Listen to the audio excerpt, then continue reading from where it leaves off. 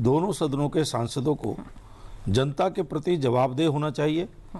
जनता ने हमको उनके हित में विचार विमर्श करने के लिए, डिस्कशन, डेलिब्रेशन और डिबेट करने के लिए यहाँ भेजा है, उनके हित में कानून बनाने के लिए यहाँ भेजा है। लेकिन केवल अपने पॉलिटिकल हित साधने के लिए जिस प्रकार विपक्ष के द्वारा समय बर्बाद किया जाता है, बाधित किया जाता है, विपक्ष की मंशा लगती नहीं है। वो डिस्कशन, डेलिब्रेशन और डिबेट तीनों से भागता है। बिल्कुल स्पीड एंड रन की उसकी पॉलिसी है। जब भी आपस में भी तय होता है कि 16 घंटे की चर्चा तय हुई ऑपरेशन सिंदूर पर, हमने क्या देखा, विपक्ष के एक एक सदस्य ने अपनी सारी बात सत्य थी असत्य थी कही और सत्ता पक्ष ने सुनी। लेकिन जब सत्ता पक्ष के उत्तर देने का समय आया तो विपक्ष भाग गया, विपक्ष ने वॉकआउट कर दिया। ये तो लोकतंत्र की परिभाषा नहीं है।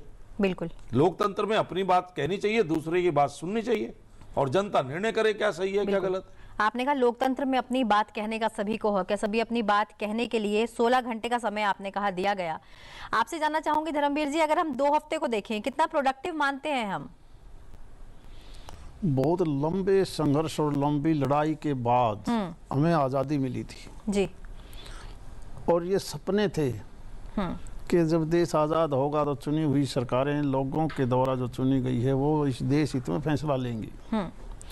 पर हम पिछले कुछ दिनों से देख रहे हैं और जिस प्रकार से लोकसभा में रवैया है खासकर विपक्ष का, देश की जनता हमें भेजती तो इसलिए है कि ये देश को आगे बढ़ाने के लिए, आम समस्याओं के निपटारे के लिए, क्योंकि समस्याएं बहुत हैं, 142 करोड़ का देश है। बिल्कुल। लेकिन यहाँ पर आके पूरी तैयारी हम करते हैं। एक तरफ विपक्ष मांग करता था कि सेशन बुलाइए, सेशन बुलाइए, सेशन बुलाइए, और जब सेशन बुला लिया और समय भी ज़्यादा दे दिया तो हैरान है। लोकसभा में आने के बाद देखते हैं कि हर दिन बैल में जैसे कोई, यानी इस प्रकार का माहौल दुनिया भी देखती है, डायरेक्ट लाइव चलता है। और इसी का नतीजा है कि जब लोग चुनाव में जाते हैं तो उनको नकार देते हैं, तो इस प्रकार का व्यवहार करते हैं। बिल्कुल। सुबह उठ के तैयारी करके आता है हर सांसद के, मैं अपने देश के लिए हमने क्या क्या सोच रखा है, अपने इलाके और प्रदेश के लिए क्या सोच रखा है। और आज के दिन तो हमारी दौड़ है दुनिया के विकसित देशों में, क्योंकि हमने सपना ले रखा है कि 2047 तक विकसित देश बनाना है माननीय प्रधानमंत्री जी के नेतृत्व में। और इनका एजेंडा ही अलग है, ये क्या सोचते हैं क्या नहीं, ये तो भगवान भरोसे। चलिए, बहरहाल आगे की कार्रवाई की ओर बढ़ते हैं, क्योंकि आज का दिन बहुत अहम दिन है। निश्चित रूप से दूसरे सप्ताह का जो आज आखिरी दिन है, क्या कुछ होना है आज लोकसभा में, वो बताने के लिए हमारे साथ बने हैं हमारे मुख्य सहयोगी वरिष्ठ संवाददाता पवन कुमार शर्मा जी। पवन, ये बताइए मौसम का मिजाज क्या कह रहा है आज? लग रहा है कि बारिश आज कम बरसेगी, तो लगता है कि आज चर्चा जोरों शोरों पर होने वाली है। जो मौसम है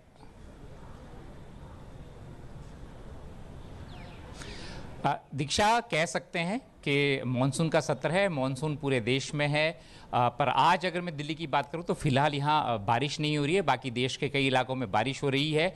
और जहां तक संसद में है, इस बारिश का असर भी है, क्योंकि जो प्रश्नकाल की अगर मैं बात करूं तो उसमें बहुत सारे प्रश्न ऐसे हैं जो मानसून सीजन से लेकर है। और लोकसभा में तो जैसा हम जानते हैं कि शुरुआत प्रश्नकाल से ही होती है, 20 प्रश्न रहते हैं लिस्टेड, जो ओरल आंसर्स के लिए रहते हैं। आज का जो प्रश्नकाल है वो, उसमें जो लिस्टेड क्वेश्चंस हैं वो बहुत इंपॉर्टेंट है दीक्षा, अगर मैं बात करूं, और सारे जनता से जुड़े हुए मुद्दे हैं।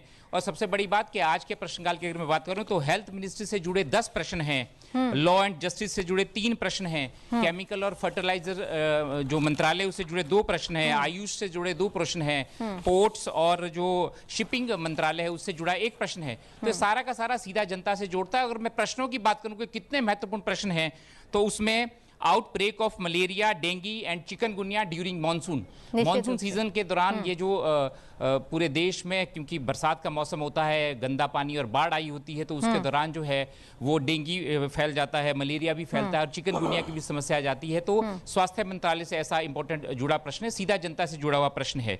इसके अलावा जो है रूरल हेल्थ इंफ्रास्ट्रक्चर कैसा बड़ा है इस देश में, उसको लेकर भी सवाल है। भारत में जो ग्रामीण स्तर पर अस्पतालों की स्थिति है वो कैसी है, उससे जुड़ा हुआ प्रश्न है। उसके अलावा जो है इंस्टीट्यूशनल चाइल्ड डिलीवरीज के जो अस्पतालों में बच्चों की डिलीवरीज हो रही हैं उसमें कई जगह मौतों की संख्या बढ़ रही है, उससे रिलेटेड प्रश्न है, ये भी सीधा जनता से जुड़ा हुआ प्रश्न है। उसके अलावा जो one nation one fertiliser policy की बात है दीक्षा, किसानों से जुड़ा हुआ मुद्दा है इस देश में। वन नेशन और वन फर्टिलाइजर पॉलिसी हो, पूरे देश में जो खाद है वो एक दाम पे मिले, किसानों से जुड़ा हुआ मुद्दा है। और उसके साथ आयुष्मान वय वंदना कार्ड, जो 70 वर्ष से ऊपर के लोग हैं उनको स्वास्थ्य सुविधाएं मिले, उससे जुड़ा हुआ प्रश्न है।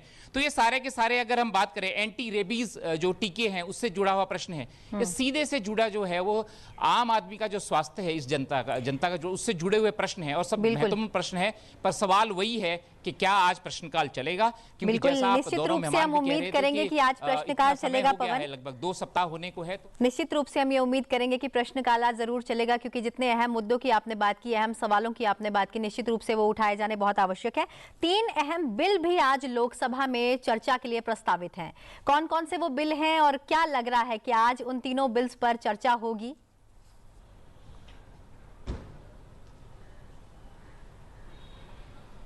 जी दीक्षा, आज 3 बिल जैसा आपने कहा जो है वो लिस्टेड हैं। 2 बिल जो है इनमें से पिछले कल भी लगे हुए थे, जिन पे चर्चा नहीं हो पाई। मैं एक एक करके आपको बताता हूं। पहला बिल है the readjustment of representation of ST scheduled tribe in assembly of Goa bill 2024। ये बिल है। ये बिल मूलतः क्या है कि जो गोवा विधानसभा में जो शेड्यूल्ड ट्राइब से संबंधित उनको प्रतिनिधित्व देने की बात है। लोकतंत्र में जो शेड्यूल्ड ट्राइब है और शेड्यूल्ड कास्ट है उनके भी भागीदारी, उनके जो जनप्रतिनिधि उनकी भागीदारी बढ़े गोवा में, तो उससे संबंधित ये बिल है, महत्वपूर्ण बिल है। कानून मंत्री जो है अर्जुना मेघवाल इसको पेश भी करेंगे, चर्चा की बात भी करेंगे, सदस्यों से आग्रह करेंगे इस पर चर्चा हो। और इसलिए महत्वपूर्ण है ये दीक्षा, क्योंकि गोवा में 40 विधानसभा सीटें हैं और अगर ये रिप्रेजेंटेशन मिलता है एसटी को, तो वहां पे 4 सीटें जो है वो बढ़ने की संभावना है, क्योंकि उसके बाद पुनर्सीमन भी होना है विधानसभा सीटों का गोवा में। जनसंख्या क्योंकि लगातार बढ़ी रही है, तो रिप्रेजेंटेशन देने की बात पे और खासकर शेड्यूल ट्राइब को रिप्रेजेंटेशन देने की बात है उसमें। तो ये महत्वपूर्ण बिल है गोवा से संबंधित। दूसरा बिल अगर मैं बात करूं तो द इंडियन पोर्ट्स बिल 2025, ये भी बहुत महत्वपूर्ण बिल है। भारतीय बंदरगाह बिल है ये 2025 का। ये महत्वपूर्ण बिल इसलिए है दीक्षा, क्योंकि ये बिल जो है भारतीय बंदरगाहों को रेगुलराइज करने का मामला है। और आपको मैं बताऊं खास बात क्या है इसकी, कि ये बिल 28 मार्च 2025 को इसी साल जो है वो पेश किया गया था लोकसभा में।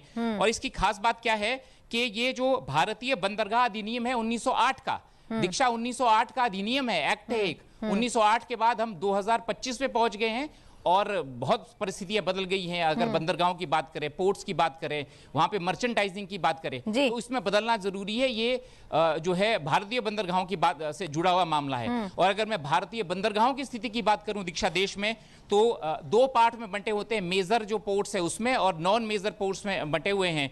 अगर मैं मेजर पोर्ट्स की बात करूं तो भारत में 12 मेजर पोर्ट हैं और इन 12 जो मुख्य बड़े जो बंदरगाह हैं उसमें 53% कार्गो का ट्रैफिकिंग होती है, ट्रैफिक उसमें रहता है, ट्रांसपोर्ट। बिल्कुल, हम ये उम्मीद करेंगे पवन इस पर जरूर चर्चा हो, क्योंकि बहुत अहम मुद्दे हैं ये।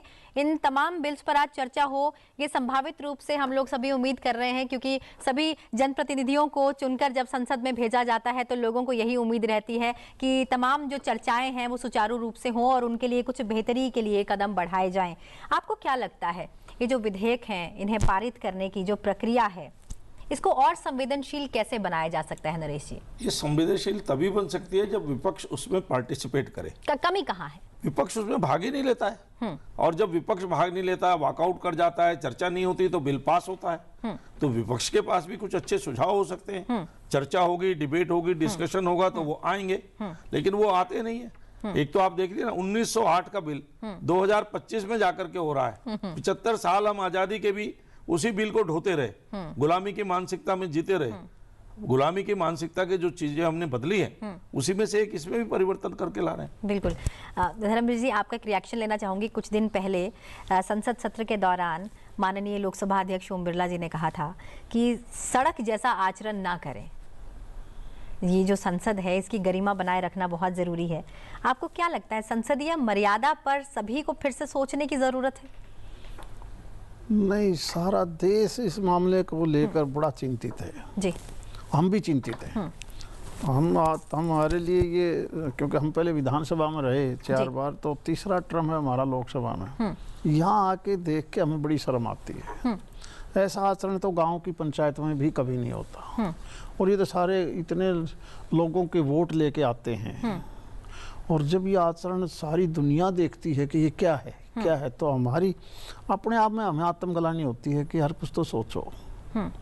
कभी बैल में, कभी नारे, कभी तख्ती, बगैर बात मुद्दे का किसी को नहीं पता कि क्यों नारे लगा रहे हैं। उनके एक लीडर ने कह दिया कि हमने नारे लगाने हैं तो नारे लगा लो। तरह तरह की ड्रेस पहन के आ जाते हैं। यानी मर्यादाएं तो हैं ही नहीं। हमें दोबारा से सही बात है कि सोचना पड़ेगा कि हमारी लोकसभा जिसको दुनिया देखती है, देश का 142 करोड़ आदमी देखता है, कम से कम एक व्यवस्थित ढंग से बिल्कुल लोगों में हमारी इमेज क्या रहेगी फिर? बिल्कुल। बहरहाल आपको बता दें कि वाणिज्य और उद्योग मंत्री पीयूष गोयल ने द्विपक्षीय व्यापार के विषय पर अमेरिकी राष्ट्रपति के बयान पर संसद के दोनों सदनों में वक्तव्य दिया। देखते हैं लोकसभा में उन्होंने क्या कहा।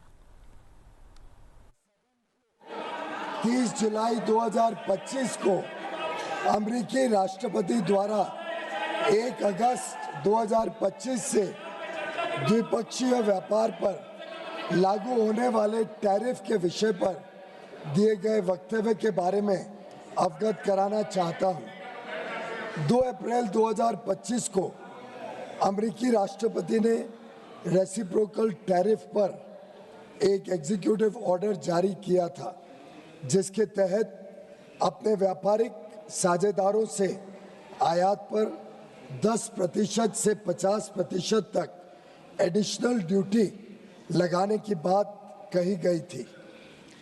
10% की बेसलाइन ड्यूटी 5 अप्रैल 2025 से लागू हो गई है। भारत पर एडिशनल ड्यूटी 10% के बेसलाइन टैरिफ सहित कुल 26% की घोषणा की गई थी। मूल रूप से full country specific additional tariff 9 अप्रैल 2025 से प्रभावी होने वाला था, लेकिन इसे शुरू में 10 अप्रैल 2025 को 90 दिनों के लिए स्थगित कर दिया गया और बाद में 1 अगस्त 2025 तक और बढ़ा दिया गया। भारत और अमेरिका ने मार्च 2025 में एक न्यायपूर्ण, संतुलित और पारस्परिक रूप से लाभकारी द्विपक्षीय व्यापार समझौते BTA के लिए बातचीत शुरू की, जिसका लक्ष्य 2025 के फॉल यानी अक्टूबर-नवंबर 2025 तक समझौते के पहले चरण को पूरा करना था। दोनों पक्षों ने 29 मार्च 2025 को नई दिल्ली में आयोजित पहली फिजिकल मीटिंग की चर्चा के दौरान द्विपक्षीय व्यापार समझौते की बातचीत शुरू करने के लिए विस्तृत टर्म्स ऑफ रेफरेंस TOR को अंतिम रूप दिया। इसके बाद दोनों पक्षों के बीच नई दिल्ली और वॉशिंगटन DC में 4 दौर में फिजिकल मीटिंग्स हुई हैं, ताकि निर्धारित टर्म्स ऑफ रेफरेंस के अनुसार द्विपक्षीय व्यापार समझौते के अंतिम रूप के लिए काम किया जा सके। इसके अलावा दोनों पक्षों के बीच कई वर्चुअल बैठकें भी हुई हैं। सरकार हालिया घटनाक्रम से होने वाले प्रभावों का परीक्षण कर रही है। वाणिज्य एवं उद्योग मंत्रालय निर्यातकों और उद्योग सहित सभी हितधारकों से संवाद कर इस विषय पर उनके आकलन की जानकारी ले रहा है। सरकार हमारे किसानों, श्रमिकों, एंटरप्रेन्योर्स, उद्यमी, निर्यातकों, सूक्ष्म, लघु और मध्यम उद्योगों और उद्योग जगत के सभी हितधारकों के कल्याण की रक्षा और संवर्धन को सर्वोच्च महत्व देती है। राष्ट्रीय हित के लिए हर कदम बढ़ाएगा भारत, लेकिन हम कहते हैं ना कि हम और आप बातचीत कर रहे हैं, लेकिन बीच में वो है, वो यानी अमेरिका कभी टैरिफ बढ़ाने की बात करता है, लेकिन हम कहते हैं कि हम राष्ट्रीय हित पर अडिग हैं, हम अपने राष्ट्रीय हित के लिए कार्य करेंगे। कैसे समझें इसे? देखिए, हर देश अपने राष्ट्रीय हित को प्राथमिकता ध्यान में रख करके द्विपक्षीय समझौते होते हैं, जी, वार्ताएं होती हैं। इसमें भी जैसा हमारे वाणिज्य मंत्री जी ने बताया कि 4 दौर की फिजिकल मीटिंग और अनेक वर्चुअल मीटिंग हुई है, वार्ताएं चल रही हैं। लेकिन मुझे एक चीज लगती है, मिस्टर ट्रंप ने एक स्टेटमेंट दिया था पहले जी, कि mister Modi is a hard negotiator. तो कहीं ना कहीं ये मैं इसको प्रेशर टैक्टिक्स के रूप में देखता हूँ, वार्ताओं के बीच में दबाव डाल करके। और लेकिन पूरा विश्व ही जानता है कि मोदी जी के नेतृत्व में भारत न झुकने वाला है, न रुकने वाला है, आंख में आंख डालकर बात करने वाला है। जैसा भी हमारे वाणिज्य मंत्री जी ने भी कहा है कि हम अपने किसानों का, एमएसएमई का और निर्यातकों का, उद्योगपतियों का, सबके हित का रक्षण और संवर्धन करेंगे। ये देश को निश्चित होना चाहिए किसी भी प्रकार के दबाव में भारत आने वाला नहीं है। जो हमारे राष्ट्र हित में होगा वही हम फैसला करेंगे। राष्ट्रीय हित में होगा वही फैसला करेंगे। अमेरिका के साथ द्विपक्षीय समझौता, इन्होंने कहा ना हम रुकने वाले हैं ना हम झुकने वाले हैं। आपका क्या रिएक्शन है इस पे? देखिए, हमारा देश माननीय मोदी जी के हाथों में सुरक्षित है जी, और क्योंकि हमने एक विकसित देश की श्रृंखला में आना है। जहाँ तक अमेरिका की बात है, अमेरिका के रहने वाले लोग भी आज के राष्ट्रपति ट्रंप के बारे में उनकी सोच भी बिल्कुल अलग अलग होगी। सुबह कुछ कहते हैं, दोपहर को कुछ, शाम को कुछ। और वाणिज्य मंत्री जी ने बता दिया कि हम देख रहे हैं, क्योंकि 4 बार के तो डिस्कस हो ली, और फैसला वही होगा जो इस देश हित में होगा, जो देश हित में। क्योंकि मोदी जी इस मामले में देश के पहले ऐसे प्रधानमंत्री हैं जिनकी सोच केवल देश के प्रति है, केवल देश के प्रति। और अमेरिका के बारे में तो आज के दिन वो विचारधारा अमेरिकन लोगों की ही अपने आप में बदल गई कि यार हमने कैसा राष्ट्रपति चुन दिया। बिल्कुल। तो चलिए बढ़ते हैं आगे और जानते हैं दोनों सदनों में सूचीबद्ध आज के कार्यों के बारे में। सबसे पहले बात लोकसभा में आज स्वास्थ्य एवं परिवार कल्याण मंत्रालय में राज्य मंत्री प्रताप राव जाधव संबंधित मंत्रालय की स्थायी समिति प्रतिवेदन के संबंध में अपना वक्तव्य देंगे। आज की कार्यवाही लोकसभा के बारे में हम आपको विस्तार से जानकारी दे रहे हैं। संसदीय कार्य मंत्रालय में राज्य मंत्री अर्जुन राम मेघवाल 4 अगस्त से आरंभ होने वाले सप्ताह के लिए सरकारी कार्य के संबंध में एक वक्तव्य देंगे। संसदीय कार्य मंत्रालय में राज्य मंत्री अर्जुन राम मेघवाल 17 दिसंबर 2024 को पेश किए गए गोवा राज्यसभा निर्वाचन क्षेत्र अनुसूचित जनजाति प्रतिनिधित्व का पुनः समायोजन विधेयक 2024 पर आगे विचार तथा पारित किए जाने के लिए प्रस्तावित करेंगे। पत्तन पोत परिवहन और जलमार्ग मंत्री सर्बानंद सोनोवाल वाणिज्य पोत परिवहन विधेयक 2024 विचार तथा पारित किए जाने के लिए प्रस्तावित करेंगे।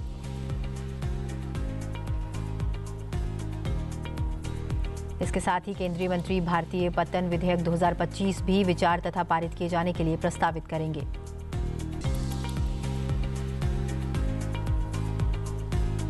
लोकसभा में प्राइवेट मेंबर्स बिजनेस शाम 3:30 से 6 बजे के बीच लिया जाएगा। आज प्राइवेट मेंबर्स रेजोल्यूशन का दिन है, जिसके अंतर्गत 26 जुलाई 2024 को पेश किए गए एक संकल्प पर आगे चर्चा जारी रहेगी। वहीं 3 सांसद चर्चा के लिए संकल्प प्रस्तावित करेंगे। चलिए बात करते हैं राज्यसभा की बात करें तो आज संचार मंत्रालय में राज्य मंत्री डॉक्टर चंद्रशेखर पेमासानी संबंधित मंत्रालय की स्थायी समिति के प्रतिवेदन के संबंध में अपना वक्तव्य देंगे। रेल मंत्रालय में राज्य मंत्री रवनीत सिंह संबंधित मंत्रालय की स्थायी समिति के प्रतिवेदन के संबंध में अपना वक्तव्य देंगे। संसदीय कार्य मंत्रालय में राज्य मंत्री डॉक्टर एल मुरुगन 4 अगस्त से आरंभ होने वाले सप्ताह के लिए सरकारी कार्य के संबंध में एक वक्तव्य देंगे। राज्यसभा में प्राइवेट मेंबर्स बिजनेस दोपहर 2 बजे से शाम 4:30 के बीच लिया जाएगा। राज्यसभा में 4 सदस्य अपने संकल्प उपस्थित करेंगे। गृह मंत्री अमित शाह मणिपुर में राष्ट्रपति शासन जारी रखने के लिए संकल्प पेश करेंगे। पतनपोत परिवहन और जलमार्ग मंत्री सर्बानंद सोनोवाल द्वारा 23 जुलाई 2025 को समुद्र द्वारा माल वहन विधेयक 2025 पर उपस्थित किए गए प्रस्ताव पर आगे विचार तथा पारित किए जाने के लिए प्रस्तावित करेंगे।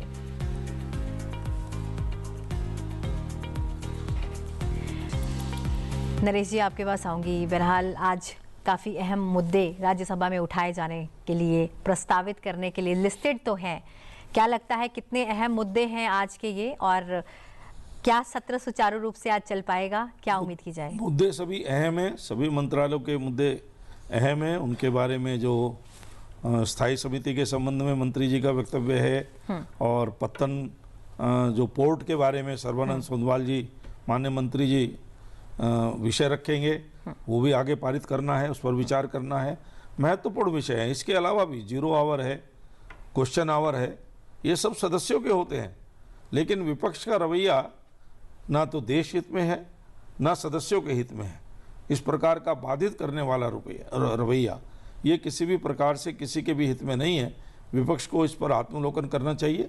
चर्चा में आपको अपनी बात पूरी तरह से कहने का अवसर मिलता है। आप अपनी बात कहिए, सरकार भी अच्छी बात होगी तो उस पर विचार करेगी, और दूसरे की बात भी सुनिए। मैं अपेक्षा करता हूं कि विपक्ष सदन को चलने देगा और कार्रवाई को बाधित नहीं करेगा। बिल्कुल। धर्मवीर जी, 3 अहम मुद्दे आज जो 3 बिल हैं लोकसभा के लिए लिस्टेड हैं, जैसा कि हमारे संवाददाता ने भी बताया। मर्चेंट शिपिंग बिल है, या भारतीय बंदरगाह विधेयक है, या फिर राष्ट्रपति शासन विस्तार जैसे अहम मसले जो पेश किए गए और राज्यसभा में भी पेश होंगे। कितना अहम आज का दिन? बिल तो हर एक जरूरी होता है और हर बिल के ऊपर पूर्ण रूप से चर्चा हो, लेकिन 2 बिल तो लगातार चर्चा के लिए लिस्टेड किए जा रहे हैं और उस पर चर्चा नहीं हो पा रही। यही तो दुख की बात है। अब विपक्ष वाले बाद में बाहर तो चिल्लाते हैं, अंदर चर्चा में हिस्सा नहीं लेते। अगर वो चर्चा में लेंगे हिस्सा तो कहीं ना कहीं वो क्या चाहते हैं उस पर विचार किया जा सकता है। चर्चा के लिए ही तो सेशन है। इतना पूरा टाइम हमारा सुबह से शाम के 6 बजे तक हाउस चलता है, कई बार एक्सटेंड भी करना पड़ता है, और ज़्यादा एक्सटेंड इसलिए भी करना पड़ता है कि वो कहीं ना कहीं बाधित करते हैं। तो मुझे लगता है बिल, तीनों बिल महत्वपूर्ण हैं, बहुत महत्वपूर्ण हैं। जैसा कि हमारे सांसद साहब ने बताया, अब 1908 का 117 साल पुराना अंग्रेज़ों का टाइम का बंदरगाह, और आज 117 साल में कितना बदलाव आ गया। हमारा व्यापार कितना बढ़ा है, कितना आदान प्रदान होता है वहाँ से। तो आज तो हमें आज़ाद हिंदुस्तान के हिसाब से ही काम करना पड़ेगा। इसलिए ऐसे बिलों के ऊपर भी अगर वो फिर भी बाधित करेंगे तो फिर क्या किया जाए। बहुत बुरी बात है कि लोग भी इंतज़ार कर रहे हैं कि हमारा सांसद जो चुना गया है वो इसमें हिस्सा ले। और प्रश्न काल भी बहुत महत्वपूर्ण है, और खासकर हेल्थ के बारे में आज तो ज़्यादा तो 10% हेल्थ के हैं। बिल्कुल। और सेहत को रखना सबसे जरूरी है। बिल्कुल। अगर मानसून की भी बात की जाए तो कई बीमारियां हैं जिन पर मानसून नहीं, हमारे प्रधानमंत्री जी ने आज़ादी के बाद इस 11 साल के अंदर एम्स की बात हो, मेडिकल कॉलेजेस की बात हो, CHC की बात हो, PHC की बात हो, ऑर्गेनिक दवाइयों की बात हो, हेल्थ के मामले में जितना ज़्यादा हम तेज़ी से बढ़े हैं शायद दुनिया का कोई देश होगा जिसने इतना तेज़ी से बढ़ा हो। और फिर भी कहीं अगर कमी है तो इनके ऊपर चर्चा करनी बहुत आवश्यक है, बहुत ज़्यादा ज़रूरी है। बाकी वो क्या सोच के आते हैं हमें पता नहीं, कि उन्हीं के पर्सन सारी लोकसभा के हाउस के सत्ता पक्ष और विपक्ष वालों के पर्सन है, उनमें से कम शांति बनाए रखें। नरेश जी, सर का कहना है कि शांति बनाए रखनी आवश्यक है, आपका कहना है कि विपक्ष साथ नहीं दे रहा। क्या कोई बीच का रास्ता है जो निकाला जा सकता हो, क्योंकि जनता की उम्मीदें हैं, उनको नकारा नहीं जा सकता? देखिए, बीच का कोई रास्ता इसमें होता नहीं है। एक ही रास्ता है, डिस्कशन हो, डिबेट हो, और उसमें चर्चा में से जो कुछ निकले उसके आधार पर जनहित में फैसला हो। एक ही रास्ता है, लोकतंत्र का एक ही रास्ता है। बीच का कोई रास्ता गिव एंड टेक का नहीं हो सकता। बिल्कुल, बीच का कोई रास्ता हो नहीं सकता। हमारे साथ बने हुए हैं हमारे सहयोगी सुरेंद्र कुमार, जो कि आज संसद में होने वाली कार्यवाही के संबंध में हमें जानकारी देंगे। सुरेंद्र, क्या कहता है आज का मौसम? क्योंकि कल तो ये बात हुई थी कि 30 घंटे में से हमने बहुत सा समय बर्बाद किया है। 120 घंटों में जहां 120 प्रश्न उठाए जाने थे, वहां पर सिर्फ 11 प्रश्न उठाए गए हैं। आज का माहौल क्या है राज्यसभा का?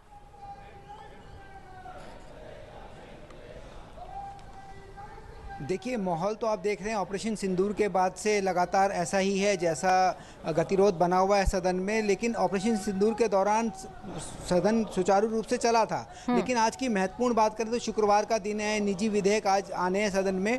तो एक तो प्रश्नकाल बहुत महत्वपूर्ण है। देखिए, प्रश्नकाल के लिए सभी सांसद बहुत तैयारी करते हैं। उनका जिम्मेदारी ये रहती है कि वो प्रश्नों के माध्यम से अपने क्षेत्र के विकास को लेकर सरकार से सवाल करें, और सरकार से जब सवाल किया जाता है तभी उन्हें उसका उत्तर मिलता है, और उस पर कार्य योजना पे जितनी जानकारी उन्हें मिलती है उसके आधार पे वो विकास को लेकर, योजनाओं को लेकर काम करते हैं। आज भी कई सारे प्रश्न अलग अलग मंत्रालयों से संबंधित हैं, जिसमें हम बात करें कृषि एवं कल्याण मंत्रालय है, किसान कल्याण, वाणिज्य और उद्योग है, इलेक्ट्रॉनिक्स और सूचना प्रसारण मंत्रालय है, खाद्य प्रसंस्करण है, ग्रामीण विकास, इस्पात, ये प्रमुख मंत्रालय हैं। इनकी इतनी ज़रूरत है इनके प्रश्नों को उठने की, ताकि इनके द्वारा जो है सभी सांसद अपने क्षेत्रों में विकास करें। मैं एक और आपका ध्यान आकर्षित करना चाहूँगा, सबसे इम्पोर्टेंट आज का दिन जो है वो है निजी विधेयक के लिए। ऐसे में 3 सांसदों के जो निजी विधेयक वो सदन में आने हैं। हम बात करें नबाम रेबिया की, जो अरुणाचल से सांसद हैं, उनका संविधान के अनुच्छेद 371H के में संशोधन पर निजी विधेयक आना है, जिसको लेकर वो आज विधेयक ला सकते हैं। प्रियंका चतुर्वेदी जो हैं राज्यसभा सांसद हैं महाराष्ट्र से, वो महिलाओं के स्वास्थ्य को लेकर काफ़ी सजग रहती हैं, उसको प्रश्न भी लगातार उठाती हैं, और वो एक विधेयक भी लेके आ रही हैं जिसमें महिलाओं के स्वास्थ्य को लेकर विशेष तौर पर वो बात रखना चाहती हैं। वहीं एक और बेहद महत्वपूर्ण निजी विधेयक है अशोक कुमार मित्तल जी द्वारा, जिसे वो लेके आना चाह रहे हैं, जो बेहद ही भारत और अंतर्राष्ट्रीय स्तर पर पाकिस्तान को आतंकवादी राष्ट्र घोषित करने को लेकर है, जिसमें आतंकवादी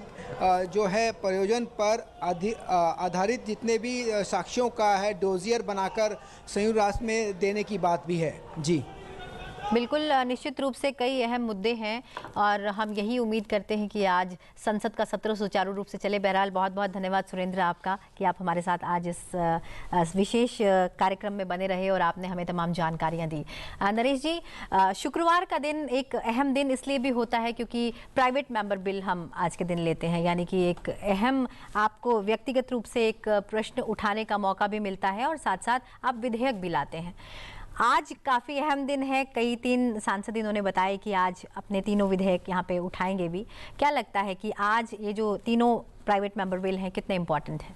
देखिए, सारी चीज़ें इम्पोर्टेंट होती है और संसद का हर दिन महत्वपूर्ण होता है। कोई दिन ऐसा नहीं होता जो महत्वपूर्ण ना हो। अलग अलग उसके क्लासिफिकेशन हो सकते हैं, वर्गीकरण हो सकता है। उसी प्रकार से आज का दिन भी महत्वपूर्ण है। उसमें को बहुत सारे 0 आवर में लोगों ने महत्व के प्रश्न लगाए हुए हैं। उसमें विपक्ष के भी सांसद हैं, सत्ता पक्ष के भी सांसद हैं। ऐसे क्वेश्चंस हैं विभिन्न विभागों पर। क्वेश्चंस के माध्यम से सरकार की बहुत अंदर की जानकारी आती है, मंत्री को जवाब देना पड़ता है, उस पर सप्लीमेंट्री सवाल पूछे जाते हैं। तो ये प्रतिदिन होता है ये। और इसी प्रकार से जो प्राइवेट संकल्प है या प्राइवेट मेंबर बिल है, ये आता है प्राइवेट का, ये प्राइवेट मेंबर्स को प्राइवेट बिल लाने का एक अवसर है। लेकिन जब चर्चा ही नहीं करना चाहेंगे, पहले तो चर्चा नहीं करना चाहेंगे, जब बिना चर्चा के बिल पास हो जाएगा तो कहेंगे बिना चर्चा के बिल पास हो गए। अरे जब आप चर्चा में भाग नहीं लोगे तो क्या करेंगे? काम तो होना है ना। समय बर्बाद मत करो, बिल्कुल डिस्कशन में भाग लो, विचार विमर्श में भाग लो, अपनी बात कहो, दूसरे की बात सुनो और फिर बैठ के विचार करो क्या सही है क्या गलत है। बिल्कुल। धर्मवीर जी, अगर अभी तक हम देखें तो बिल्कुल नॉन प्रोडक्टिव कह सकते हैं। 9% प्रोडक्टिविटी हमें नज़र आती है अभी तक, इससे ज़्यादा प्रोडक्टिव नहीं दिखाई देता। लेकिन आगामी आने वाले सप्ताह के लिए क्या कुछ तैयारियां हैं? हर आदमी यही सोचता है, हर सांसद, कि मैं मेरे देश के लिए, प्रदेश के लिए, इलाके के लिए मेरे विचार रखूं। और जब हम अपने क्षेत्र में जाते हैं तो लोग हमारे से प्रश्न करते हैं, यार सेशन तो वैसे ही निकल गया, क्यों नहीं चलने देते? इसलिए ज़रूरी है कि हम जब सेशन में कोई बात करते हैं तो उसका असर पड़ता है भारत सरकार पर भी, प्रदेश की सरकार पर भी, प्रशासन भी एक्टिव हो जाता है। और जब ऐसे हालात होते हैं तो आम जनता हर लोकसभा या राज्यसभा के सांसद को पूछते हैं। बिल्कुल, हमारे से तो पूछते हैं, भाई तुमने 11 साल हो गए यार, ये लोकसभा का माहौल इतना खराब क्या पहले था? अब हमने तो 11 साल का, हमारा तो अनुभव यही है कि इस प्रकार का व्यवहार डेमोक्रेसी में अच्छा नहीं है। बिल्कुल। अगर आप दोनों के मैं कार्यकाल को देखूं तो एक लंबा कार्यकाल रहा है। आप दोनों बहुत ही वरिष्ठ माननीय सांसद हैं। आपने कई बहसें देखी हैं, कई चर्चाएं देखी हैं। अगर मैं आप लोगों से एक एक टिप्पणी लेना चाहूँ, क्योंकि जब हम पहले बहसें देखा करते थे तो इतना शोरगुल या टकराव नहीं हुआ करता था जितना कि आज के दौर में हो गया है। इस बदलते दौर को आप कैसे देखते हैं और इसे वापस उसी दौर की तरफ कैसे लाया जा सकता है, कैसे संभव हो पाएगा ये नरेश जी? देखिए, अभी एक बदलता दौर इसलिए भी है कि पिछले 11 वर्षों में मोदी जी के नेतृत्व में जो हमारी पिछले 75 वर्षों में भूलें हुई हैं उनका निराकरण किया है। 2000 कानून बदले हैं जो पुराने थे, अभी भी रोजाना वही चल रहा है। हमने न्याय संहिताएं बदली हैं, देश को विकास के रास्ते पर ले गए हैं, राजपथ को कर्तव्य पथ किया है, उस कर्तव्य का हम पालन कर रहे हैं। लेकिन जब पुरानी भूलें पता लगती है कि नेहरू जी के समय ये हुआ, 1960 में जो सिंधु ट्रीटी हुई, हमारे किसानों का इससे बड़ा हित क्या हो सकता है, ये सारी चीजें जब उजागर होती है, उनके किए हुए कृत्य उजागर होते हैं, तो उनको थोड़ी तिलमिलाहट होती है और उस तिलमिलाहट को वो स्वीकार करने के बजाय कार्रवाई बाधित करने का काम करते हैं। इससे उनको बचना चाहिए, जो सत्य है उसको स्वीकार करना चाहिए। देखो, 11 साल पहले का भारत और इन 11 साल का भारत, इस 11 साल के दौरान भी बहुत सी अच्छी चर्चाएं हुई हैं, बहुत सी अच्छी बहसें हुई हैं। जो लोग अब बाहर से आके देखते हैं तो वो देश नजर नहीं आ रहा जो पहले था। बिल्कुल बिल्कुल, बहुत बदलाव, चाहे इंफ्रास्ट्रक्चर के तौर पर हो या आम आदमी की सुविधाओं की बात हो। कई कानून, कई चीजें तो ऐसी वेलफेयर की कर दी कि कभी किसी ने सपने में भी नहीं सोचा था। और जो आप कह रहे हो कि बदलाव कब आएगा, आप देख लेना, इस देश की जनता चुनाव के दौरान उन लोगों पर दबाव बनाएंगे कि तुम क्या, किस लिए चुन के गए थे। और जब ये दबाव पड़ेगा तो ये विपक्ष अपने आप सुधर जाएगा। बिल्कुल सर, हम कहते हैं हम फ्रेजाइल 5 में नहीं रहे, अब हम टॉप 3 इकोनॉमीज की तरफ आ गए। हम कहते हैं हम विकसित भारत 2047 की ओर आगे बढ़ रहे हैं। हमें भारत को पूर्ण रूप से विकासशील बनाना है, विकासशील नहीं विकसित बनाना है। विकासशील से विकसित का ये रास्ता क्या इस तरह पार हो पाएगा जिस तरीके से संसद की सत्र की कार्यवाही चल रही है? क्या कहते हैं आप? निश्चित रूप से मोदी जी के नेतृत्व में जो संकल्प देश ने लिया है, पंचप्रण देश ने लिए हैं कि हम संस्कृति, विरासत, कर्तव्यनिष्ठ नागरिक, ये बनते हुए देश को विकसित राष्ट्र 2047 तक बनाएंगे, तो देश तो उस ओर चल पड़ा है। जो उसमें बाधा डालने वाले हैं वो इस यात्रा में, इस दौड़ में किनारे हो जाएंगे अपने आप ही, क्योंकि देश उस ओर चल पड़ा है। देश ने अपना संकल्प ले लिया है। देश निश्चित रूप से 2047 में राष्ट्रवादी ताकतों के नेतृत्व में विकसित राष्ट्र बनेगा, मजबूत राष्ट्र बनेगा, सुरक्षित राष्ट्र बनेगा, इसमें कोई संशय नहीं है। निश्चित रूप से कोई संशय नहीं है। लेकिन अगर इस तरह सुचारू रूप से रहा तो क्या उस फोकस जिस पर हम आगे कदम बढ़ाए हुए हैं, क्या वो पूरा हो पाएगा? इसमें दो राय नहीं कि ये देश की जनता बहुत समझदार है और विकसित देश बनेगा 100%। लेकिन कुछ एक पार्टियां इस बात में लगी हुई हैं कि हमारा नाम तो नहीं आएगा, ये तो नाम केवल बीजेपी के खाते में गया, हम कुछ नहीं कर पाए, इसलिए वो कोशिश करते हैं कि वो सफलता ना मिले, जल्दी ना मिले। लेकिन उनकी इस कार्रवाई से देश रुकने वाला नहीं है। देश ने तक प्रण ले लिया। बिल्कुल, हमने तो देख ली दुनिया की दूसरी ताकतें, हमने उससे, उनके बराबर नहीं बल्कि उनसे आगे निकलना है। और मोदी जी की जो पॉलिसी है वो मुझे लगता है कि 2047 से पहले ही हम विकसित भारत कहलाएंगे। बहुत बढ़िया, 2047 से पहले हम विकसित भारत कहलाएंगे।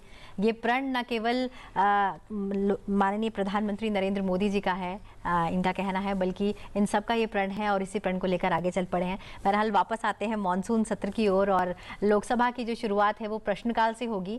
आगे जानते हैं कि लोकसभा में प्रश्नकाल के दौरान किन किन मंत्रालयों से संबंधित कौन से तारांकित प्रश्न पूछे जाने हैं। बता दें, सबसे पहले शिवहर बिहार से जनता दल यूनाइटेड की सांसद लवली आनंद महिला और बाल विकास मंत्री से नारी अदालत से जुड़ा सवाल करेंगी। वो सवाल करेंगी कि देश में कार्यरत नारी अदालतों का राज्य, संघ राज्य, क्षेत्रवार ब्यौरा क्या है और पिछले 5 वर्षों के दौरान उक्त न्यायालयों में लंबित मामलों का ब्यौरा क्या है। वहीं भोंगीर तेलंगाना से भारतीय राष्ट्रीय कांग्रेस के सांसद चमाला किरण कुमार रेड्डी स्वास्थ्य एवं परिवार कल्याण मंत्री से सवाल करेंगे कि सरकार को जानकारी है कि राष्ट्रीय ग्रामीण स्वास्थ्य मिशन के शुभारंभ के बाद से देश में संस्थागत प्रसव में वृद्धि हुई है, यदि हाँ तो इसका ब्यौरा क्या है और इसके क्या कारण है। वहीं जमशेदपुर झारखंड से भारतीय जनता पार्टी के सांसद विद्युत वरण महतो रसायन एवं उर्वरक मंत्री से एक राष्ट्र एक उर्वरक नीति से संबंधित प्रश्न करेंगे। वे जानना चाहेंगे कि भारत ब्रांड नाम के अंतर्गत एक राष्ट्र एक उर्वरक नीति के कार्यान्वयन की स्थिति क्या है। देश में विशेष रूप से झारखंड में इस पहल के उद्देश्य क्या है और उसका मूल्य निर्धारण, ब्रांडिंग और वितरण दक्षता पर क्या प्रभाव पड़ा है और क्या इस नीति के संबंध में किसानों या उर्वरक कंपनियों से कोई प्रतिक्रिया प्राप्त हुई है? यदि हाँ तो तत्संबंधी ब्यौरा क्या है और सरकार की इस पर क्या प्रतिक्रिया है? बहरामपुर उड़ीसा से भारतीय जनता पार्टी के सांसद डॉक्टर प्रदीप कुमार पानीग्राही बंदरगाह और जहाजरानी और जलमार्ग मंत्री से सवाल करेंगे कि क्या सरकार ने वैश्विक स्तर पर पोत निर्माण और पोतों की मरम्मत में भारत की कम हिस्सेदारी पर ध्यान दिया है। यदि हाँ तो सरकार द्वारा पोत निर्माण उद्योग को पुनर्जीवित करने, निजी निवेश को आकर्षित करने और 2030 तक भारत को एक प्रतिस्पर्धी समुद्री केंद्र के रूप में स्थापित करने हेतु कुशल जनशक्ति विकसित करने हेतु क्या कदम उठाए गए हैं। बता दें कि बहराइच उत्तर प्रदेश से भारतीय जनता पार्टी के सांसद डॉक्टर आनंद कुमार गोंड स्वास्थ्य एवं परिवार कल्याण मंत्री से आयुष्मान वय वंदना कार्ड योजना से जुड़ा सवाल करेंगे। वे जानना चाहेंगे कि क्या सरकार ने 70 वर्ष और उससे अधिक आयु के वरिष्ठ नागरिकों को स्वास्थ्य सेवा लाभ प्रदान करने हेतु आयुष्मान वय वंदना कार्ड योजना के कार्यान्वयन हेतु कोई विशेष उपाय किए हैं। यदि हाँ तो तत्संबंधी ब्यौरा क्या है और आज तक जारी किए गए ऐसे कार्डों की संख्या क्या है। इडुक्की केरल से भारतीय राष्ट्रीय कांग्रेस के सांसद एडवोकेट डीन कुरियाकोस स्वास्थ्य एवं परिवार कल्याण मंत्री से पूछेंगे कि सरकारी अस्पतालों के माध्यम से वितरण हेतु राज्य खरीद निगमों द्वारा खरीदे गए एंटी रेबीज टीकों की गुणवत्ता सुनिश्चित करने के लिए निर्धारित अनिवार्य आवश्यकताओं का ब्यौरा क्या है। क्या एंटी रेबीज टीके की आपूर्ति करने वाले निर्माताओं को सरकारी अस्पतालों के माध्यम से वितरण हेतु केंद्रीय औषधि प्रयोगशाला से गुणवत्ता परीक्षण रिपोर्ट प्राप्त करना अनिवार्य है? यदि हाँ तो उसका ब्यौरा क्या है। कांकेर छत्तीसगढ़ से भारतीय जनता पार्टी के सांसद भोजराज नाग आयुष मंत्री से आयुष्मान आरोग्य मंदिर से जुड़ा सवाल करेंगे। क्या देश में प्राथमिक स्वास्थ्य सेवा को मजबूत करने, स्वास्थ्य संबंधी मुद्दों का समाधान करने और देश में एक समग्र स्वास्थ्य मॉडल के रूप में राष्ट्रीय आयुष मिशन के तहत कई आयुष्मान आरोग्य मंदिर, आयुष स्वास्थ्य और कल्याण केंद्र स्थापित किए जाने का प्रस्ताव है? यदि हाँ तो भिवंडी जैसे औद्योगिक क्षेत्र सहित राज्य, संघ राज्य, क्षेत्रवार और जिलावार तत्संबंधी ब्यौरा क्या है। कोयम्बटूर तमिलनाडु से डीएमके सांसद डॉक्टर गणपति राजकुमार पी विधि एवं न्याय मंत्री से मद्रास उच्च न्यायालय के नाम में परिवर्तन से जुड़ा सवाल करेंगे। वो जानना चाहेंगे कि क्या सरकार मद्रास उच्च न्यायालय का नाम बदलकर चेन्नई उच्च न्यायालय करने का प्रस्ताव रखती है। यदि हाँ तो तत्संबंधी ब्यौरा क्या है और यदि नहीं तो इसके क्या कारण है। धुले महाराष्ट्र से भारतीय राष्ट्रीय कांग्रेस की सांसद डॉक्टर बचाव शोभा दिनेश स्वास्थ्य एवं परिवार कल्याण मंत्री से सवाल करेंगे कि देश भर में मेडिकल कॉलेजों की कुल संख्या का राज्य, संघ राज्य, क्षेत्रवार, सरकारी और निजी क्षेत्रवार ब्यौरा क्या है। क्या सरकार देश में निजी कॉलेजों के लिए मेडिकल यूजी और पीजी पाठ्यक्रमों की शुल्क संरचना तय करती है। यदि हाँ तो राज्य, संघ राज्य, क्षेत्रवार इसका ब्यौरा क्या है। पलामू झारखंड से भारतीय जनता पार्टी के सांसद विष्णु दयाल राम विधि एवं न्याय मंत्री से सवाल करेंगे कि द्विपक्षीय कानूनी सहयोग के लिए भारत और मोरक्को के बीच हस्ताक्षरित समझौते के उद्देश्य और विशेषताएं क्या हैं और सरकार भारत मोरक्को सहयोग के माध्यम से कानूनी आधुनिकीकरण में सुधार हेतु किस प्रकार कार्य कर रही है। वहीं जामनगर गुजरात से भारतीय जनता पार्टी की सांसद पूनमबेन मैडम रसायन और उर्वरक मंत्री से उर्वरकों की उपलब्धता और वितरण से जुड़ा सवाल करेंगी। वे जानना चाहेंगे कि क्या सरकार ने 2025 खरीफ मौसम के दौरान उर्वरकों की समय पर उपलब्धता और वितरण सुनिश्चित करने के लिए कोई कदम उठाए हैं। यदि हाँ तो तत्संबंधी ब्यौरा क्या है। वे ये भी जानना चाहेंगे कि डीएपी जैसे प्रमुख उर्वरकों के वर्तमान घरेलू उत्पादन स्तर का ब्यौरा क्या है और क्या सरकार अंतर्राष्ट्रीय खरीद समझौतों के माध्यम से आपूर्ति के अंतर को पूरा कर रही है। यदि हाँ तो तत्संबंधी ब्यौरा क्या है। मलप्पुरम केरल से इंडियन यूनियन मुस्लिम लीग के सांसद ईटी मोहम्मद बशीर स्वास्थ्य एवं परिवार कल्याण मंत्री से आयुष्मान कार्ड के अंतर्गत लाभ से जुड़ा सवाल करेंगे कि क्या सरकार विशेष रूप से वरिष्ठ नागरिकों के लिए कोई नई स्वास्थ्य योजना शुरू करने या प्रधानमंत्री जन आरोग्य योजना जैसी मौजूदा योजनाओं के तहत बीमा कवरेज बढ़ाने की योजना बना रही है। यदि हाँ तो तत्संबंधी ब्यौरा क्या है। बांसवाड़ा राजस्थान से भारतीय आदिवासी पार्टी के सांसद राजकुमार रोत स्वास्थ्य एवं परिवार कल्याण मंत्री से सिकल सेल रोग से संबंधित सवाल करेंगे। वे जानना चाहेंगे कि सिकल सेल रोग के लिए अब तक की गई कुल जांचों की संख्या और वर्तमान में देश भर में सिकल सेल रोगियों की कुल संख्या श्रेणीवार, वर्षवार और राज्यवार कितनी है। हैदराबाद तेलंगाना से ऑल इंडिया मजलिस ए इत्तेहादुल मुस्लिमीन के सांसद असदुद्दीन ओवैसी स्वास्थ्य एवं परिवार कल्याण मंत्री से सवाल करेंगे कि क्या सरकार नेचर में प्रकाशित हालिया शोध से अवगत है जिसमें पाया गया है कि हैदराबाद में सर्वेक्षण किए गए हैं सूचना प्रौद्योगिकी क्षेत्र के 84% कर्मचारियों में metabolic dysfunction associated fatty liver disease थी और 71% कर्मचारी मोटे थे और यदि हाँ तो उसका ब्यौरा क्या है। नांदेड़ महाराष्ट्र से भारतीय राष्ट्रीय कांग्रेस के सांसद चौहान रविंद्र वसंतराव आयुष मंत्री से पारंपरिक चिकित्सा में कृत्रिम बुद्धिमत्ता से जुड़ा सवाल करेंगे। वे जानना चाहेंगे कि क्या विश्व स्वास्थ्य संगठन ने हाल ही में mapping the application of artificial intelligence in traditional medicine शीर्षक से एक तकनीकी संक्षिप्त विवरण जारी किया है। यदि हाँ तो तत्संबंधी ब्यौरा क्या है और क्या सरकार ने उक्त संक्षिप्त विवरण के प्रमुख निष्कर्षों और सिफारिशों की समीक्षा की है। यदि हाँ तो तत्संबंधी ब्यौरा क्या है।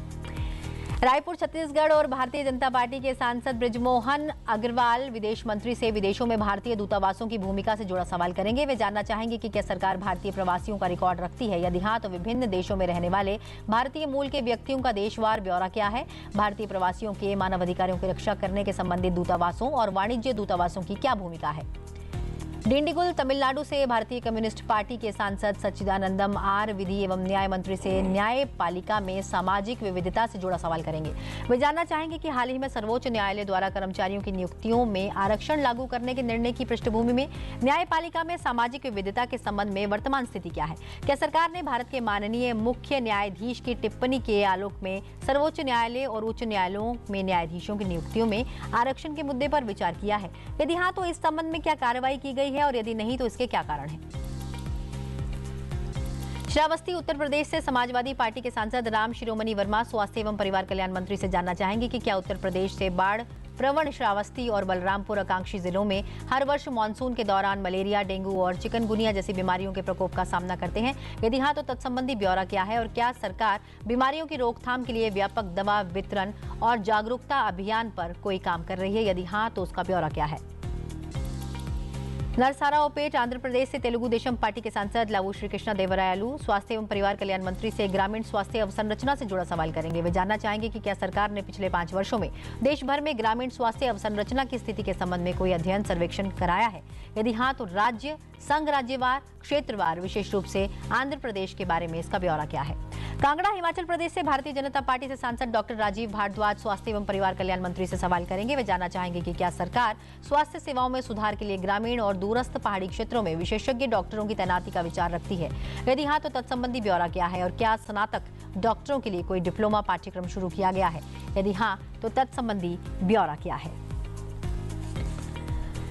धर्मवीर जी, कई सवाल लिस्टेड हैं, बहुत सारे अहम सवाल, बहुत सारे अहम मुद्दे। सत्र सुचारू रूप से चल नहीं रहा। नरेश जी ने बताया कि मैं पूरी की पूरी जिम्मेदारी विपक्ष को देता हूं क्योंकि विपक्ष सुचारू रूप से चलने नहीं दे रहा। आपको क्या लगता है? बहुत अहम मुद्दे हैं, सरकार बहुत अहम मुद्दों पर फोकस कर रही है। आगामी मॉनसून सत्र पर आपका मेन फोकस अब क्या रहने वाला है, क्योंकि बहुत ही कम दिन शेष है? नहीं, पहले तो हम आज के दिन की बात करें। हेल्थ और एजुकेशन किसी भी देश के लिए पहली चीज है। अगर हमारी हेल्थ ही ठीक नहीं रहेगी तो हम क्या करेंगे। और हेल्थ से जुड़े हुए 10% आयुष्मान हो, हेल्थ हो, और क्योंकि कहीं ना कहीं रसायन खाद के बारे में भी इसी प्रकार का प्रश्न है, क्योंकि आजकल हम डीएपी और यूरिया गेर के पूर्ण रूप से जहर खाते हैं जिससे बीमारियां बढ़ती हैं। और हेल्थ के बारे में क्योंकि जेपी नड्डा जी जिनके पास ये डिपार्टमेंट है वो खुद भी एक बहुत अच्छे डॉक्टर हैं। बिल्कुल, इसीलिए आज इन प्रश्नों को सुचारू रूप से चलने दें, पूर्ण रूप से हिस्सा लें। बल्कि बहुत से सांसद बेचारे जिनका नाम नहीं है वो भी हिस्सा लेना चाहते हैं।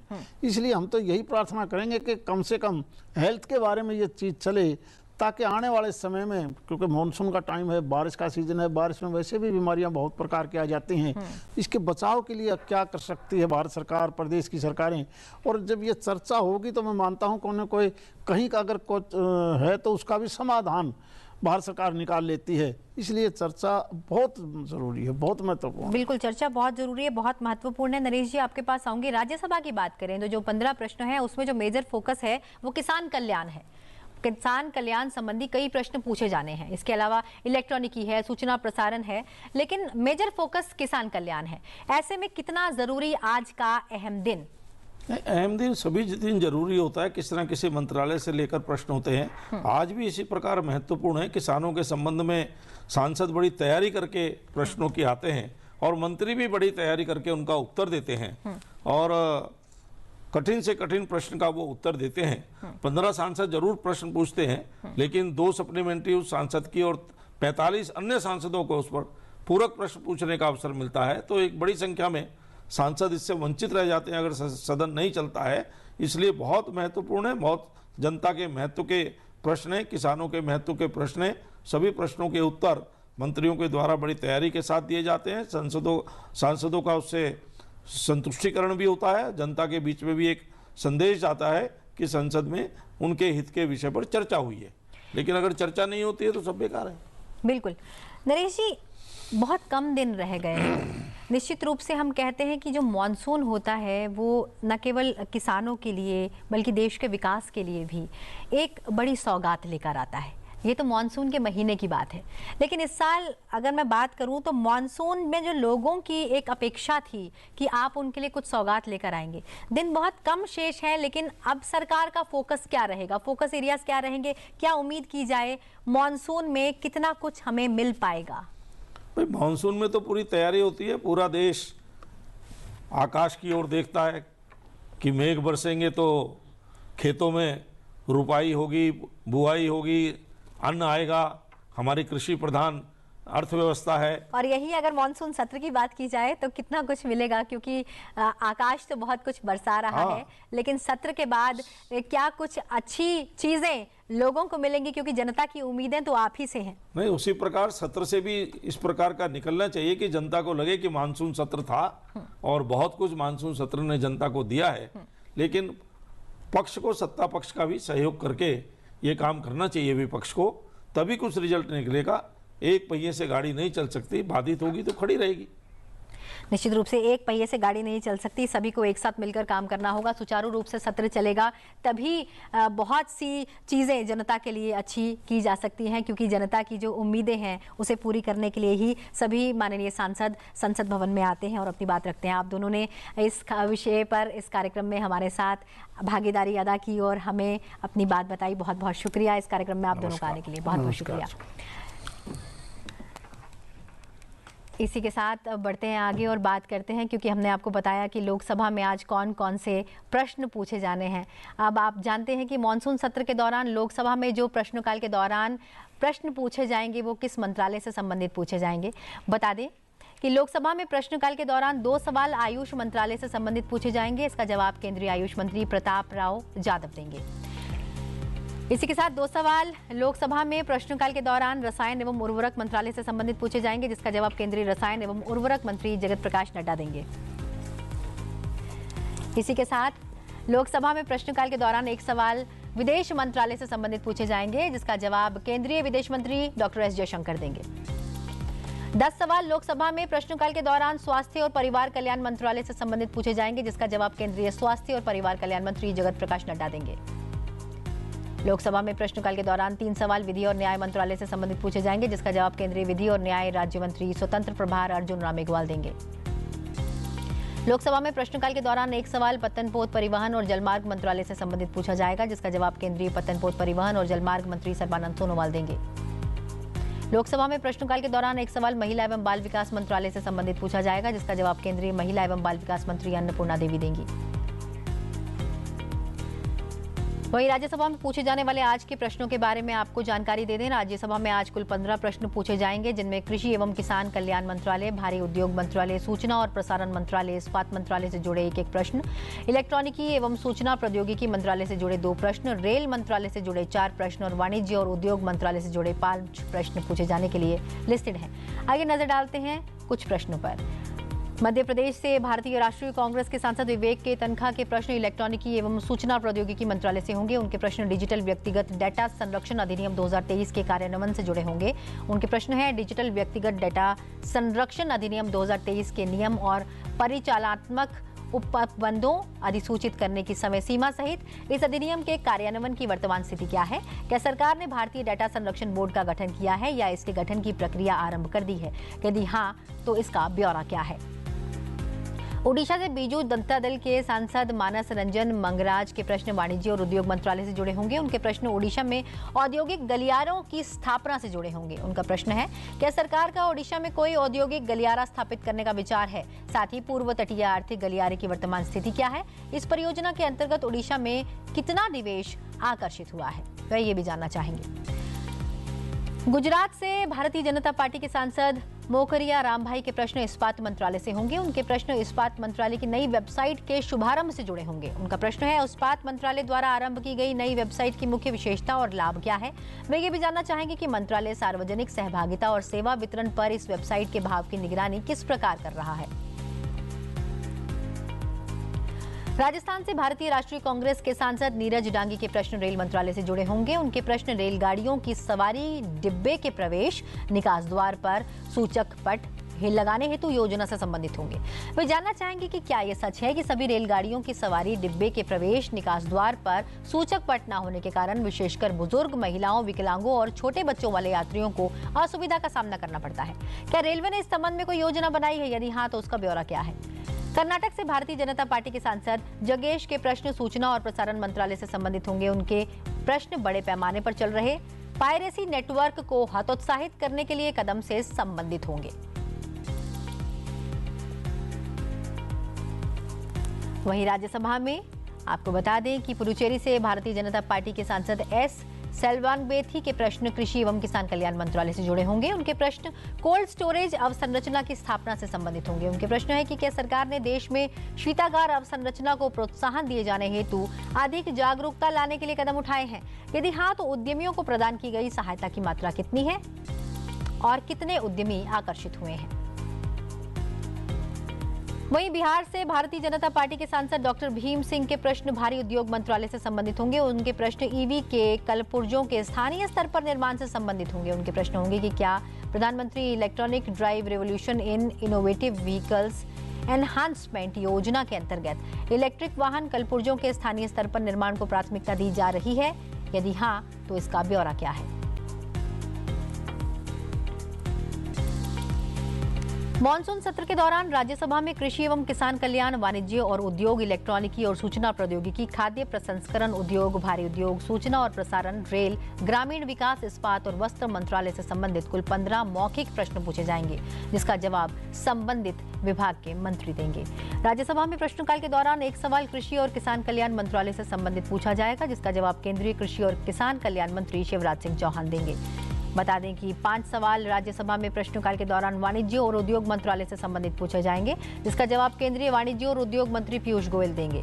वहीं राज्यसभा में प्रश्नकाल के दौरान 2 सवाल इलेक्ट्रॉनिकी और सूचना प्रौद्योगिकी मंत्रालय से संबंधित पूछे जाएंगे, जिसका जवाब केंद्रीय इलेक्ट्रॉनिकी और सूचना प्रौद्योगिकी मंत्री अश्विनी वैष्णव देंगे। बता दें कि 1 सवाल राज्यसभा में प्रश्नकाल के दौरान भारी उद्योग मंत्रालय से संबंधित पूछे जाएंगे, जिसका जवाब केंद्रीय भारी उद्योग मंत्री HD कुमारस्वामी देंगे।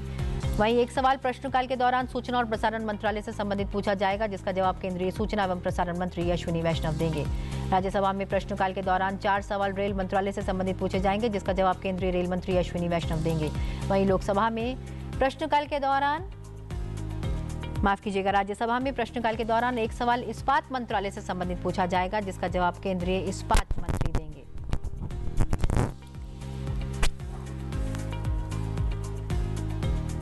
और संसद में आज में बस इतना ही। अभी से कुछ देर के बाद ठीक 11 बजे आप देख सकते हैं संसद टीवी पर संसद के दोनों सदन, लोकसभा और राज्यसभा की कार्यवाही का सीधा प्रसारण। फिलहाल मुझे दीजिए इजाजत और आप बने रहिए संसद टीवी के साथ। नमस्कार।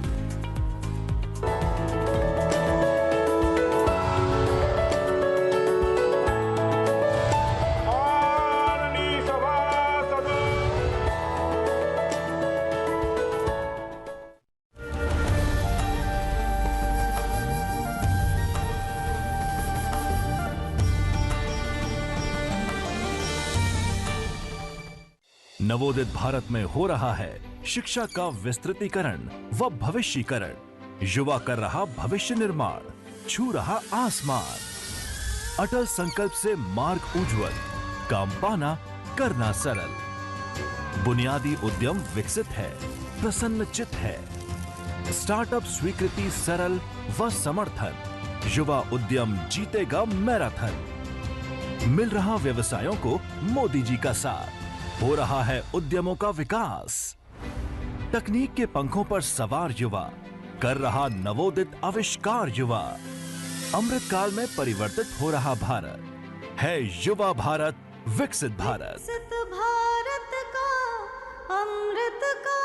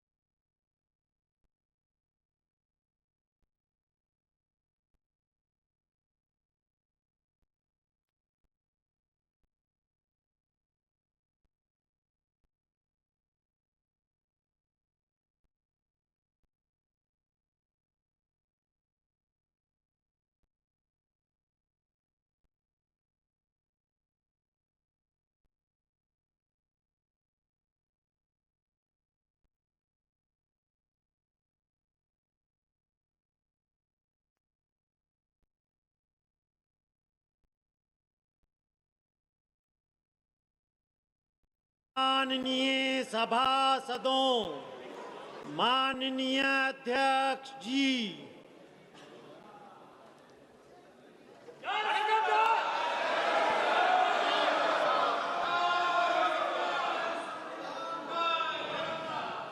प्रश्नकाल क्वेश्चन नंबर 181 श्रीमती लवली आनंद।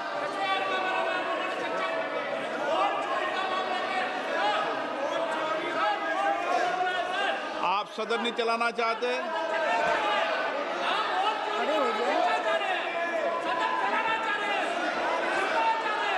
सदन की गरिमा को बनाए रखें माननीय सदस्य। मैं आपसे लगातार आग्रह कर रहा हूं, प्रश्नकाल बहुत महत्वपूर्ण समय होता है, संसद का सबसे महत्वपूर्ण समय होता है। माननीय सदस्य अपनी बात को उठाते हैं। मैं आपसे आग्रह करता हूं कि आप सदन की सीट पर बैठे हैं, माननीय सदस्य का हक है, अधिकार है। आप इस तरीके से नारेबाजी तख्तियों से माननीय सदस्यों का अधिकार नहीं छीन सकते। ये गलत तरीका है, गलत आचरण है, गलत व्यवहार है आपका। बालू जी, आप वरिष्ठ सदस्य हो, आपको ये उचित लगता है क्या? आप संसदीय परंपराओं का पालन करना चाहिए आपको। आप इतने वरिष्ठ सदस्य होने के बाद भी आप इस तरीके का व्यवहार करें, तख्तियां लेकर आए, नारेबाजी करें, माननीय सदस्य, उचित नहीं है। हमें लोकतंत्र को मजबूत करना है तो प्रश्न को उठाना देना पड़ेगा, जवाबदेह सरकार की तय होगी। आप इशारा कर रहे हो सदस्यों को भेजने का, बालू जी। माननीय सदस्य, मेरा रोज आपसे आग्रह रहता है कि आप सदन की कार्रवाई को चलने दें। माननीय सदस्यों के प्रश्नकाल के समय प्रश्न उठाने दें। लोगों की अपेक्षाएं, आकांक्षाएं, उनको पूरा होने दें और देश को आगे बढ़ाने में अपना योगदान दें। और देश में जो परिवर्तन हो रहे हैं उसके बारे में भी अपनी बात को कहें। नारेबाजी करने से, तख्तियां लहराने से आप जनता की अभिव्यक्ति नहीं कर रहे हैं। जनता ने आपको सदन में अपनी बात को कहने का, अभिव्यक्ति व्यक्त करने का अवसर दिया है। ये इतने बड़े अवसर को आप नारेबाजी और तख्तियों से मत गवाओ। बैठिए। मैंने पहले भी कहा था, तख्तियां नारेबाजी से करेंगे तो सदन नहीं चलेगा। सदन की कार्रवाई आज 2 बजे तक के लिए स्थगित की जाती है।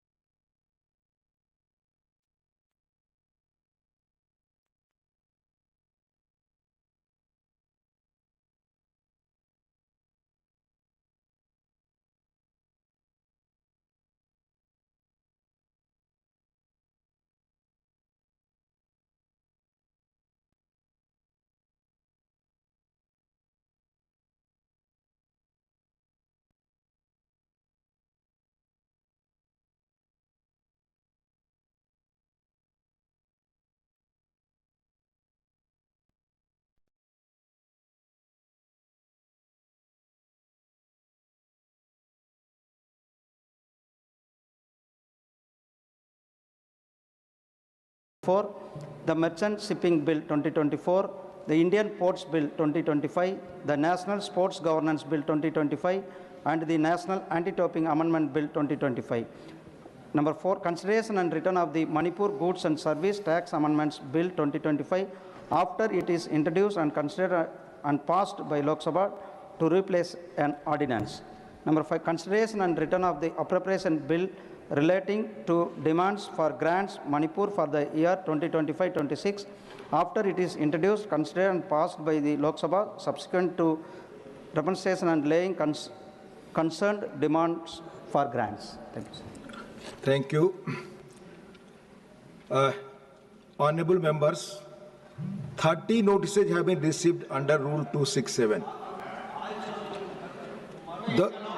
The notices of Sri Muhammad Nadimul Haq, Sri Manoj Kumar Jha, Sri Tiruchi Siva, Srimati Ranjit Ranjan, Sri Neeraj Dangi, Srimati Rajni Ashok Rao Patil, Sri Anil Kumar Yadav Mandadi, Sri Prakash Chik Baraik, Sri Ashok Singh, Srimati Sagarika Ghosh, Sri Rajiv Shukla, Sri Saket Gokhale, Srimati Renuka Chaudhary, Dr. John Britas, Sri Sanjay Yadav have demanded discussion over the concerns arising out of a special intensive revision of electoral rolls undertaken by the Election Commission in Bihar.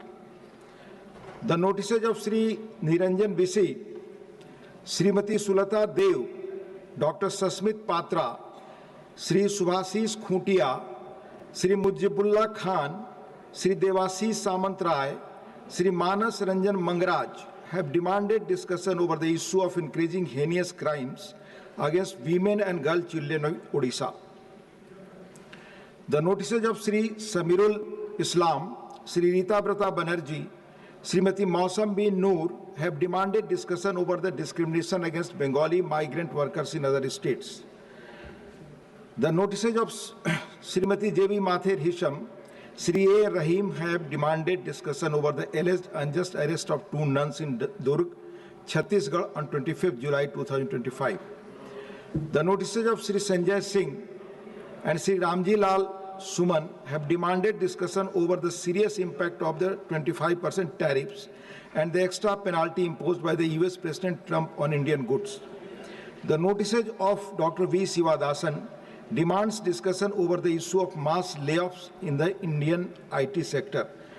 Since these notices do not conform to the detailed directives imparted earlier by the chair, which I have mentioned several times, the same are declined.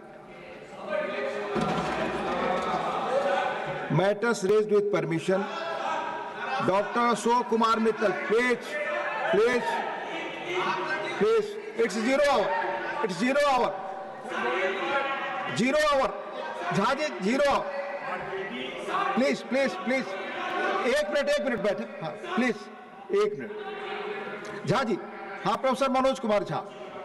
माननीय उपसभापति महोदय, आपका बहुत धन्यवाद. Special intensive revision के नाम पर special इजाजत दे सकते हैं. ये पुलिस मामला है. इस हाउस के रूलिंग्स इस हाउस की रूलिंग्स स्पष्ट है. इलेक्शन कमीशन कॉन्स्टिट्यूशनल बॉडी है. इलेक्शन कमीशन कॉन्स्टिट्यूशनल बॉडी है और सुप्रीम कोर्ट के अंदर मामला सब जुडिस है. I will not allow. Please doctor Ashok Kumar Mittal, it's 0 our.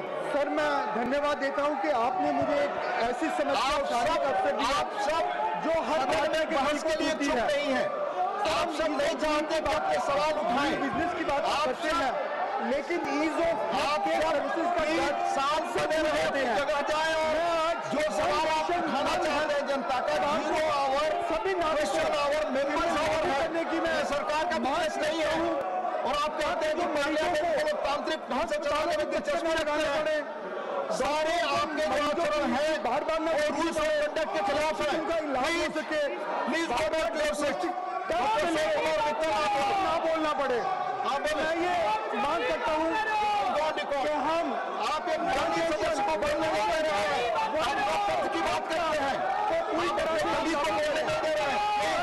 बोलिए, RML हो या एम्स हो या गंगाराम हो, मरीज आपको की फाइलों के लिए लंबी लाइनों में लगे रहते हैं. यह समस्या सिर्फ डॉक्टर की की है.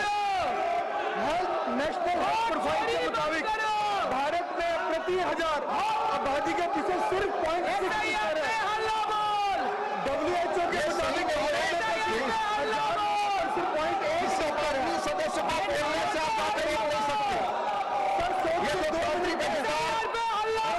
मरीज की पूरी मेडिकल हिस्ट्री को कैसे समझेगा?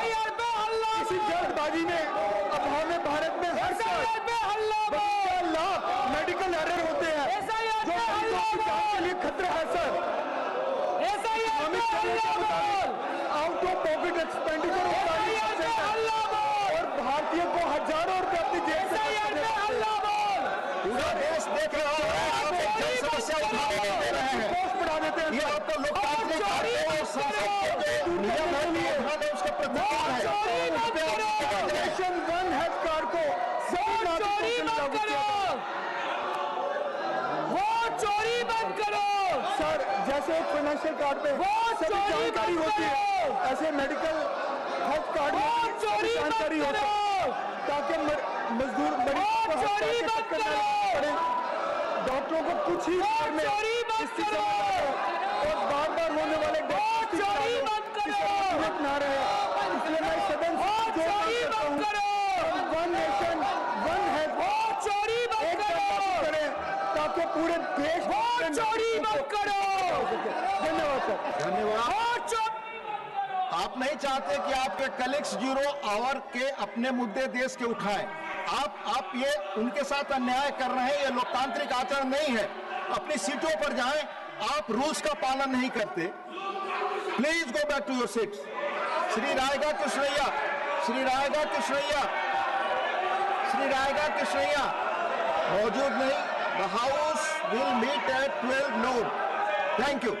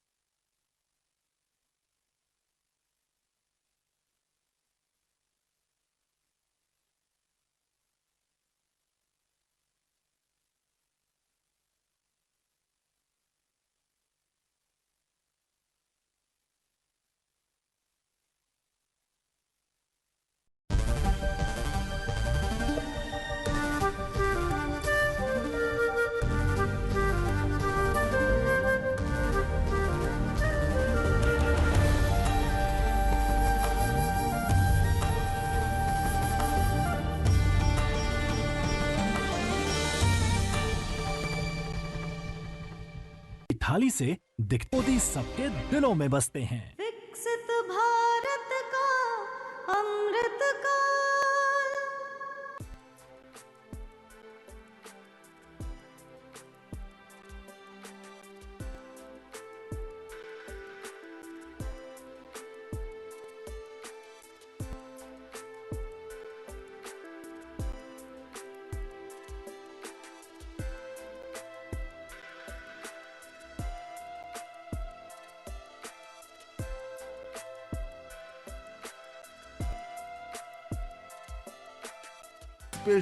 Of the Pan-African Parliament, highlighting India's efforts to strengthen the voice of the global South.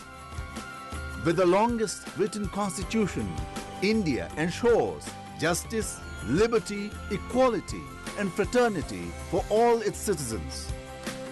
As the world's largest democracy, India. Income Tax Bill 2025, presenting 32 substantive observations and recommendations aimed at improving clarity, coherence and fairness in the proposed legislation. Here's everything you need to know about this report. Come along.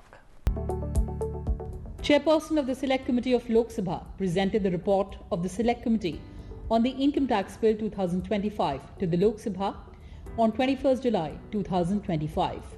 Honorable Chairman, sir, I rise to present the Hindi and English versions of the report of the Select Committee on the Income Tax Bill 2025 as listed against my name at serial number 10 in today's order paper. Item number 11, Shri Baijent Panda ji. Chairman, sir, I rise to lay on the table a copy of the record of evidence given before the Select Committee on the Income Tax Bill 2025 as listed against my name at serial number 11 in today's order paper. The bill was introduced in the Lok Sabha on 13th of February 2025 and referred to the Select Committee on the same day through a motion moved by Finance Minister Nirmala Sitharaman. to constitute a select committee of this House on the Income Tax Bill 2025. The terms and conditions regarding the committee will also be decided by the Honourable Speaker. The committee shall make a report by the first day of the next session. I introduce the bill. प्रश्न ये है कि माननीय मंत्री जी द्वारा प्रस्तुत प्रस्ताव को स्वीकृत किया जाए। जो सदस्य प्रस्ताव के पक्ष में वो हाँ कहें, जो सदस्य प्रस्ताव के पक्ष में ना कहें। मेरे विचार में निर्णय हाँ वालों के पक्ष में, निर्णय हाँ वालों के पक्ष में प्रस्ताव स्वीकृत हुआ। The committee, comprising of 31 members of Lok Sabha, was tasked with examining the bill and submitting its report by the first day of the monsoon session 2025. A recurring theme in the panel's report is the need to simplify definitions and avoid reliance on outdated references. The committee recommended realigning the definition of capital asset under Clause 222 to reflect recent changes in the Finance Act 2025, especially concerning securities held by foreign investors and investment funds. Similarly, the definition of infrastructure capital company was flagged for being overtly complex and dependent on references from the repealed 1961 Act. The panel advised directly incorporating the definition of infrastructure facility into the new bill to make it self-contained. Definitions of terms such as micro and small enterprises, parent company and cooperative bank also came under scrutiny, with the committee urging alignment with corresponding laws or clearer articulation to prevent misinterpretation. In 11 years of the Modi government, a lot of old, complicated, obsolete laws have been overhauled. Lots of new, modern laws have been brought into place. You know, GST is just one example. There are many. Hundreds of old, obsolete laws have been changed. And in similar vein, Finance Minister Nirmala Sitharaman had promised Parliament last year that the Income Tax Act needs to be simplified. The existing Income Tax Act is 64 years old, has thousands of amendments, very complex, very hard to understand, 19th century language, and you know, even experts sometimes are not able to figure out what is taxable, what is not taxable. This leads to a lot of disputes, a lot of litigation. And so the first big step of that was a simplified new income tax bill. Now, this has to be seen in the context that this is the first major big reform happening. But there's no policy change happening at this stage. It is just that the existing law is being simplified. Now, once this happens, the policy changes that the government makes, it makes every year, become much more easy to implement because the context, the underlying law itself is simple. So the Select Committee met over several months, and of course it's all party, as you know. I must thank and compliment my fellow members on the Select Committee because everybody worked like a team, and the focused idea was that this is being done for the nation. This is being done in taxpayers' interest to simplify it. So the objectives can be summed up